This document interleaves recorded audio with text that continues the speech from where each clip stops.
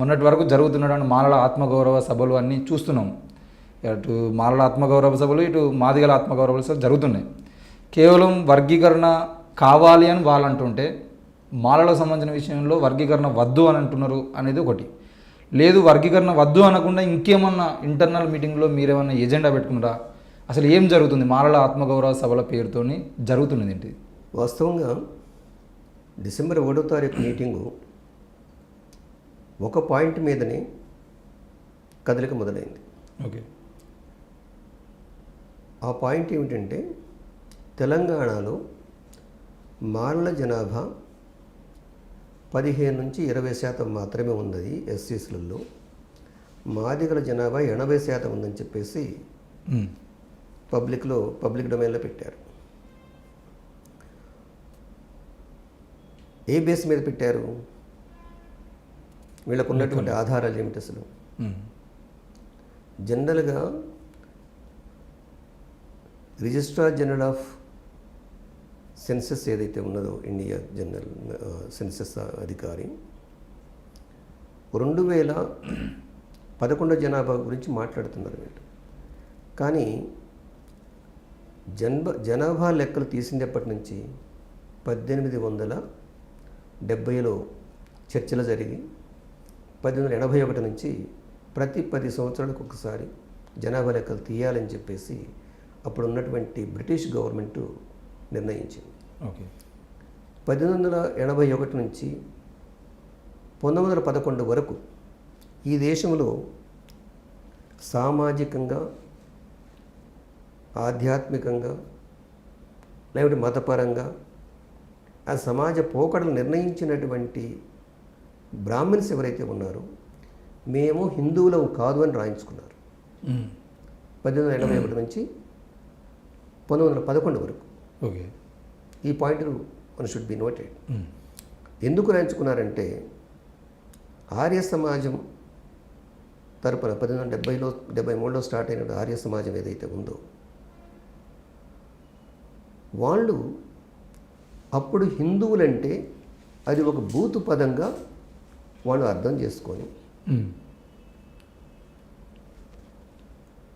మేము హిందువులం కాదని రాయించుకున్నారు. 1911 వరకు బ్రాహ్మణ్స్ హిందువుల్లో లెక్కలు లేరు. తర్వాత కులాల వారీగా 1931లో జనాభా లెక్కలు తేలినాయి. అది బ్రిటిష్ గవర్నమెంట్లోనే. 1931 తర్వాత ఏ గవర్నమెంట్ కూడా, 47 తర్వాత ఇండియన్ గవర్నమెంట్స్ కానీ, తర్వాత 1941లో కానీ ఎప్పుడు కూడా కులాల వారీగా జనాభా లెక్కలు తేలలేదు. మరి 2011లో తీసిన జనాభా లెక్కల ప్రకారం తెలంగాణలో మాలలు 15 నుంచి 20% ఉన్నారు అనేటువంటి లెక్క తప్పుడు లెక్క కాదు. ఓకే. అయితే ప్రధానంగా మీరు జోసెఫ్ గోబెల్ని వినుంటారు పేరు. German propagandist, broadcast minister Hitler రెజిమ్లో. అతను ఒక మాట అంటాడు, ఏమిటంటే, ఒక అబద్ధాన్ని 100 సార్లు చెప్పు, అదే నిజం, 101సారి అది నిజమై కూర్చుంటుంది అంటాడు. ఈ గోబెల సంతతి ఉన్నది చూడండి, ఇప్పుడున్న గోబెల సంతతి, గోబెలే సిగ్గుపడేటువంటి సంతతి ఇది. ఓకే. నేను ఇంత దుర్మార్గులకి ఆదర్శంగా ఉన్నానా అని.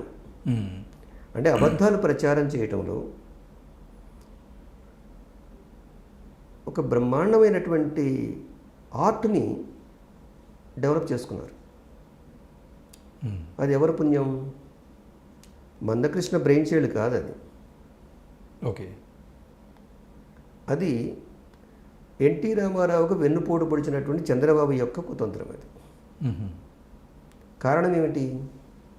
దీనికి రాజకీయ పరిణామాలు ఉన్నాయి. వర్గీకరణ ఎందుకు కావాలనుకున్నారు? ఇంతకుముందు నా ఇంటర్వ్యూలో చెప్పాను. సో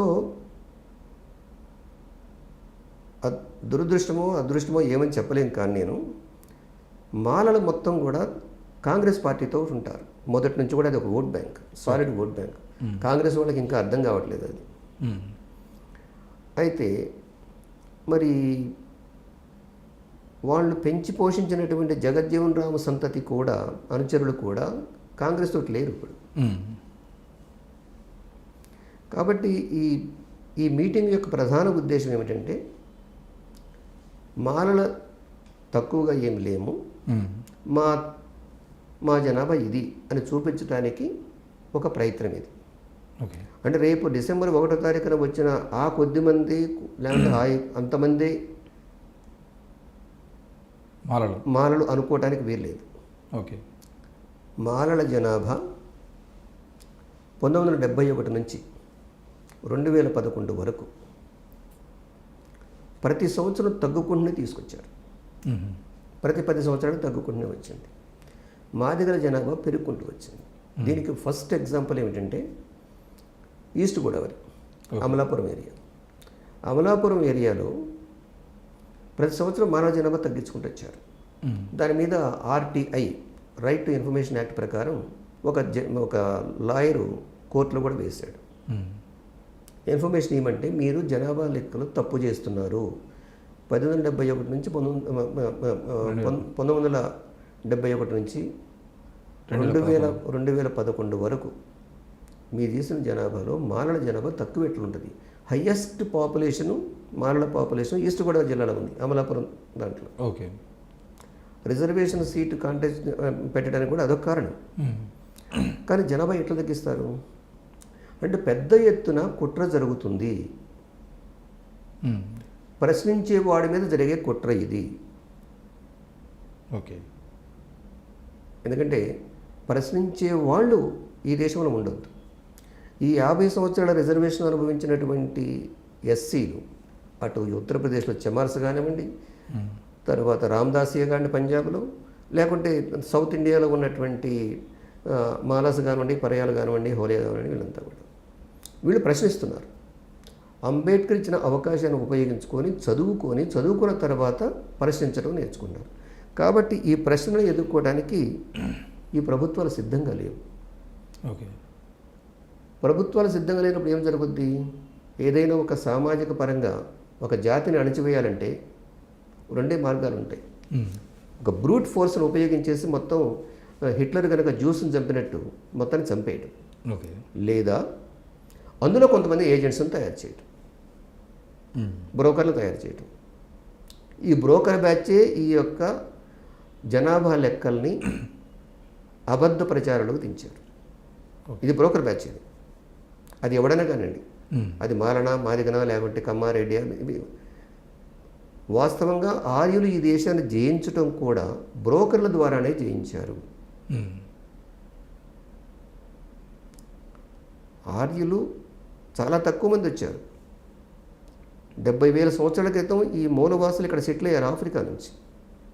70,000 సంవత్సరాల క్రితం వాళ్ళు 2008 నుంచి 2013 వరకు జరిగినటువంటి హైదరాబాద్లో జరిగినటువంటి DNA టెస్ట్ ప్రకారం కూడా ఆర్యులు విదేశీయులు అని తేల్చారు.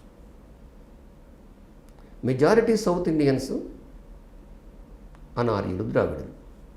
సో ఈ ద్రావిడులలో ఎవరు తయారు చేయాలి? బ్రోకర్ను తయారు చేయాలి.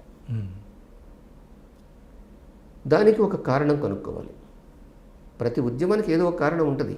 అది బలహీనమైన కారణమా, బలమైన కారణమని ప్రక్కన పెట్టండి. బట్ ఏదో ఒక కారణం ఉంటుంది. మొగుడు పెళ్ళాల మధ్యన తగాదు పెట్టడానికి కూడా కారణాలు ఉంటాయి. మీ ఆయన అటు చూసిండను, మీ ఆవిడ అటు చూసిందని చెప్పి తగాదు పెట్టవచ్చు. చాలా సింపుల్ అది. కాబట్టి ఏదో ఒక కారణం ఉంటుంది ఏది రెచ్చగొట్టడానికి. తెలుగుదేశం పార్టీకి కారంచేడు, చుండూరు తర్వాత మనుగడ సాగించాలి అంటే వీళ్ళలో ఈ ఐక్యంగా ఉన్నటువంటి మాలామాదిగల్ని విడగొట్టాలి. అది బేస్ అని చెప్పాం కదా ఇంతకుముందు. ఇక్కడ జనాభా విషయానికి వస్తే జనాభా లెక్కలు సరిగ్గా లేవు.